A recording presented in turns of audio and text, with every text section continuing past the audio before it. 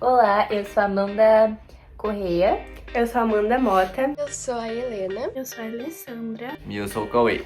Nós somos do segundo D e hoje a gente vai falar sobre os principais patrimônios culturais materiais e imateriais do Nordeste e vamos falar sobre as principais cidades do Nordeste. Eu vou falar agora sobre São Luís, que é a capital do Maranhão.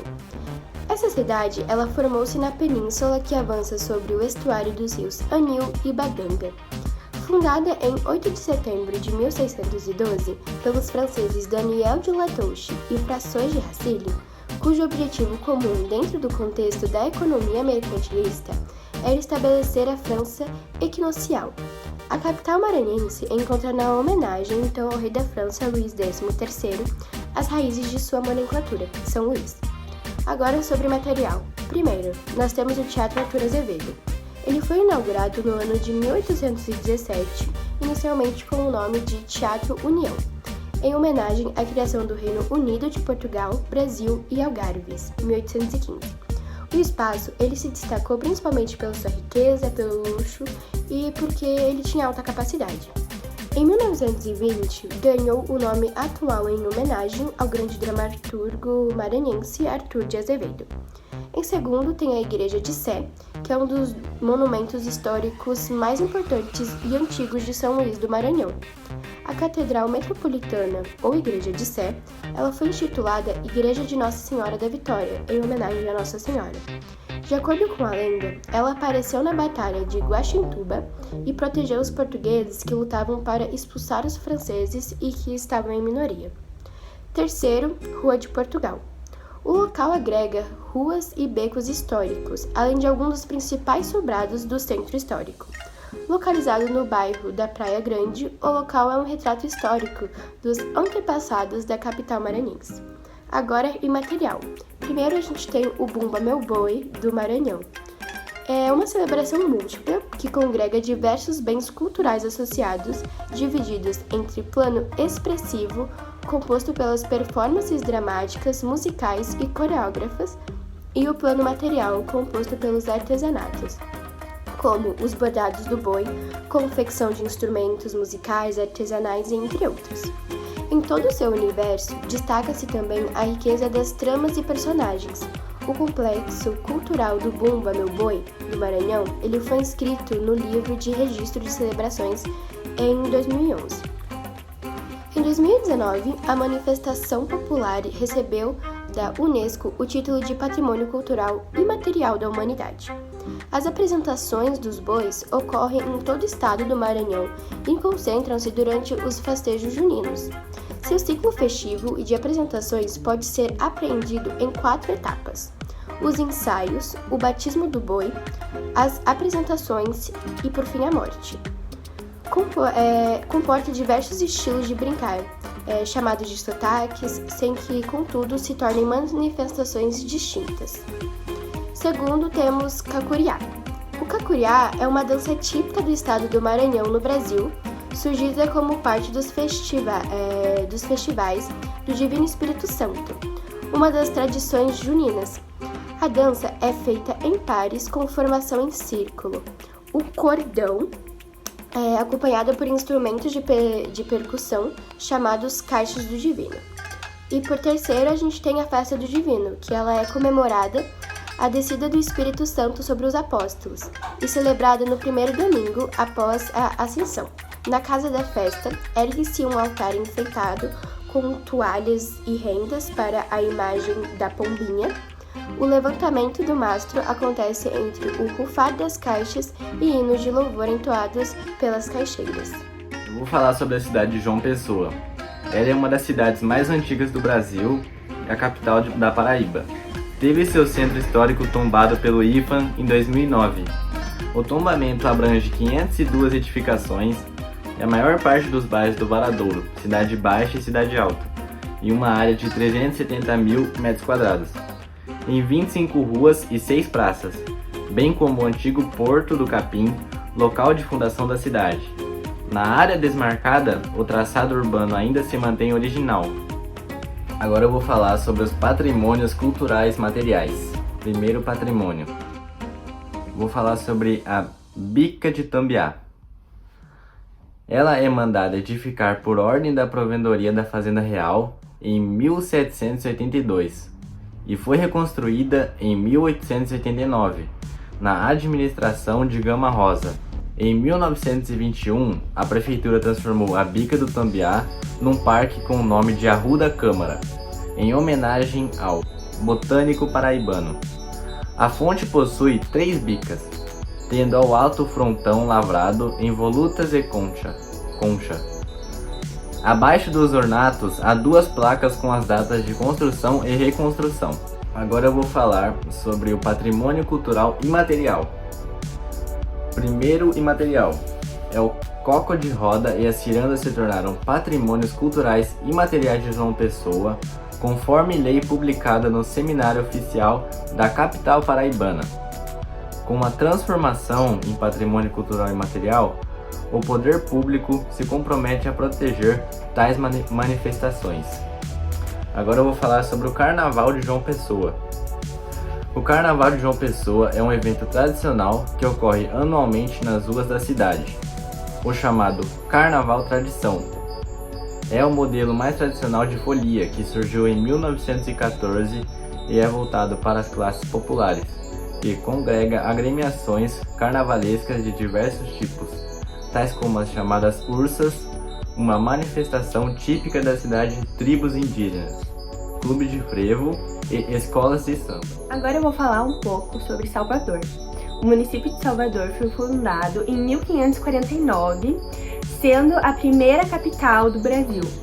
Atualmente é a maior cidade em população do Nordeste e é um dos principais centros culturais do país.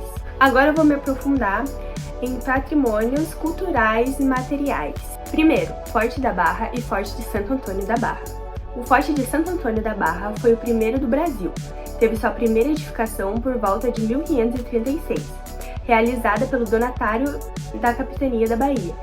Entre 1583 e 1587 foi reformado e ampliado. Entre 1596 e 1602, o forte foi reconstruído, em pedra e cal, como uma torre octagonal, local que marca a entrada da Baía de Todos os Santos. Ficou conhecido como a Ponta do Padrão e depois Ponta de Santo Antônio. Por segundo, nós temos o Mercado Modelo. É um dos melhores locais para se comprar artigos típicos do folclore baiano, como rendas, artesanato e berimbaus. Possui mais de 260 lojas, abriga restaurantes de comidas típicas e com frequência é possível ver jogos de capoeira no local. Instalado na antiga alfândega do Porto de Salvador, no bairro de Comércio, Cidade Baixa, o mercado está rodeado de elementos históricos. O prédio em estilo neoclássico foi concluído em 1861 para abrigar a alfândega. O antigo Mercado Modelo funcionava em outro prédio, próximo do local, e foi destruído por um incêndio em 1969. Agora sim, lá em Salvador tem o Mercado Modelo e aqui tem o elevador Lacerda. Aí de bônus eu vou falar sobre o elevador Lacerda também, que já é incluso. O elevador Lacerda é um dos principais pontos turísticos da Bahia, sendo o primeiro elevador urbano do mundo. Com 72 metros de altura, o local oferece uma vista privilegiada de pontos como Baía de Todos os Santos e Mercado Modelo. Terceiro, Igreja e Convento de São Francisco. Construída no século XVIII, é uma das mais ricas do Brasil, sendo a mais exuberante de Salvador. Alguns a consideram o mais belo exemplar do barroco português no mundo. O Convento de São Francisco, em Salvador, foi fundado em 1587. A igreja atual começou a ser construída em 1708, com seu deslumbrante interior e talha dourada. Situa-se em sítio histórico tombado pelo IFA. Agora vamos falar sobre patrimônio cultural imaterial. Primeiro, a gente vai falar do vatapá. É um dos sabores da Bahia. Esse delicioso creme possui vários ingredientes, como pão francês, leite de coco, amendoim, castanha de caju, farinha de mandioca, camarão, azeite de dendê, entre outros. Segundo, a capoeira. A capoeira é uma das mais famosas danças da Bahia, e essa modalidade é a manifestação cultural de origem africana que mistura música e artes marciais em uma única atividade. Até o século XIX, ela foi praticada como um ritual rudimentar, Porém, anos depois, ela se tornou uma expressão de cultura da Bahia e do Brasil. E por último, vamos falar da Lavagem do Bonfim. A segunda maior festa popular da Bahia acontece na segunda quarta-feira do mês de janeiro, mas essa data pode variar, pode mudar, enfim. Vestidos de branco, baianos e turistas caminham 8 quilômetros atrás do cortejo das baianas. Sobem a colina sagrada e se banham com água benta nas escadarias da Basílica. Na segunda-feira seguinte, os comerciantes que trabalham no dia anterior montam barracas no Largo da Ribeira, em Salvador, servindo bebidas e comidas ao som de muita música. Agora eu vou falar sobre Fortaleza. Fortaleza é a capital do Ceará, no nordeste do país. Fortaleza se desenvolveu nas margens do rio Pajeú. E o lema de Fortaleza significa fortitude em latim. Agora eu vou falar os patrimônios culturais materiais de Fortaleza. O primeiro é o Palácio do Bispo, que também é conhecido como Paço Municipal ou Palácio João Brígido, que é um edifício histórico da cidade de Fortaleza e atualmente é sede do gabinete da Prefeitura de Fortaleza e de partes da Secretaria Municipal. Ele foi construído na metade do século XIX e ele está localizado no centro histórico, e nas dependências dele tem o Bosque Dom Delegado, que tem duas das áreas verdes mais remanescentes à margem do rio Pejaú, que foi o rio que a cidade foi fundada. O próximo patrimônio material de Fortaleza é a Capela de Santa Terezinha. Ela começou a ser construída no dia 14 de novembro de 1926, só que ela só foi inaugurada em 1928. Ela se encontra no bairro Arraial Moura Brasil, que também é conhecido como Curau. E esse bairro serviu de campo de concentração para os retirantes da seca do final do século XIX. Em 1878, o presidente da província, o conselheiro Aguiar, dividiu os subúrbios da cidade em distrito, que são 9 distritos atualmente, para abrigar os imigrantes da seca, que ficaram alojados nos abarracamentos. O próximo patrimônio material é a Praça da Liberdade, que marca a libertação dos escravos no Ceará. A libertação dos escravos no Ceará aconteceu em 1884, 4 anos antes da princesa Elizabeth assinar a Lei Áurea. Então ela aconteceu antecipadamente. Quando os escravos foram libertados, foram criadas várias praças e vários monumentos públicos para marcar isso lá no Ceará. A Praça da Liberdade originalmente se chamava Cidade da Criança, só que em 1890 eles alteraram o nome. E a inauguração oficial da Praça da Liberdade só aconteceu em 1902, quando o muro que cerca a área e as primeiras construções foram concluídas. Agora eu vou falar sobre os patrimônios imateriais. O primeiro patrimônio imaterial é o maracatu, que é uma manifestação do folclore brasileiro que envolve dança e música. A sua origem remonta à época do Brasil colonial e consiste em uma mistura de cultura africana, portuguesa e indígena. É, portanto, uma expressão genuinamente brasileira. As principais características do maracatu são as presenças de religiosidade e características africanas, danças elaboradas, figurinos coloridos e extravagantes e mistura de cultura africana, portuguesa e indígena. Segundo patrimônio imaterial são as músicas.